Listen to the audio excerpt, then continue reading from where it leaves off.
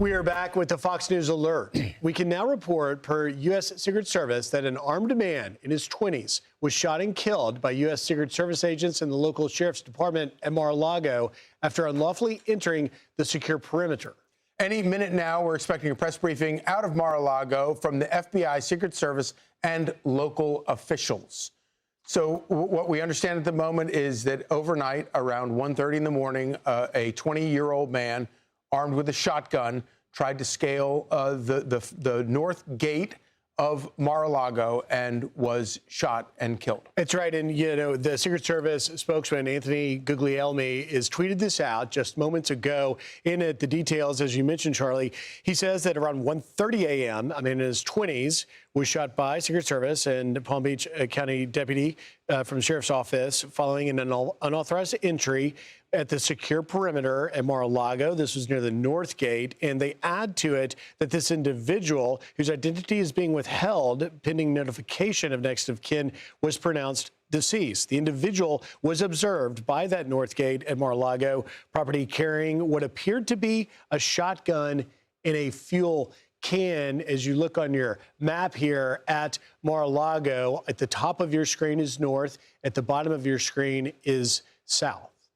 So this would, of course, be the third attempt that we know of on the life of President Trump. Last night, he was not at Mar-a-Lago. He was at the governor's ball, the governor's formal ball at the White House.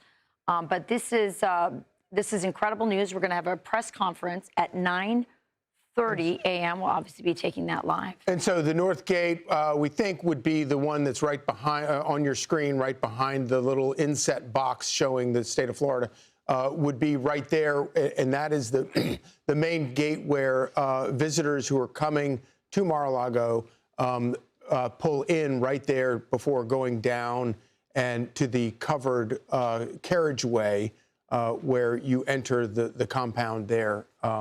And as Rachel points out, this would be the third attempt that we know of that has been thwarted of people trying to do harm. Of course, in one of those cases, actually managing to shoot the president, but in the ear, and the second one being at the golf course down there in Florida. And as we get details, which are just coming in with the press conference, we wait any moment could come from Mar-a-Lago. We do at least know from the Secret Service that Secret Service agents and this Palm Beach County Sheriff's Office deputy confronted this man, and shots were fired by law enforcement during the encounter. No U.S. Secret Service or Sheriff's Office personnel were injured in the incident. There were no Secret Service protectedness present at the location, meaning that there was no one that Secret Service protects. The president, the first lady, and others were at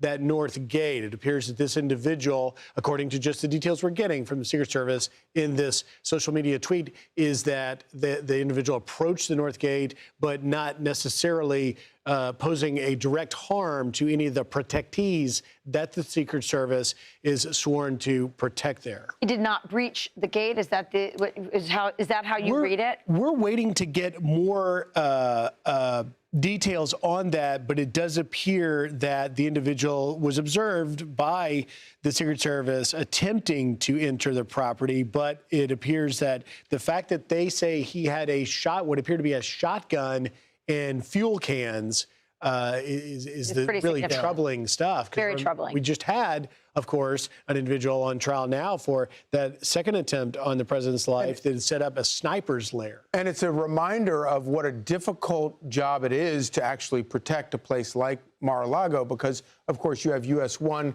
coming down on the east side there between the beach there on the far right on your screen and the compound on the left. And then the US 1 comes down and then curves around, and the south gate being at the bottom of the screen where the Chiron is. And then that road curves around entirely around the bottom of the property and then goes to a bridge that goes back over to West Palm Beach. And, of course, Mar-a-Lago, the name meaning from sea to lake, meaning the sea on the right there, all the way to the lake, which is the sound, the intercoastal waterway that goes between Palm Beach and West Palm Beach, where all of those bridges connect. So in a weird way, Mar-a-Lago is kind of exposed to the public on 3 sides, and that presents a particular challenge for Secret Service. Well, let's bring in Dan Bongino. We have him on the.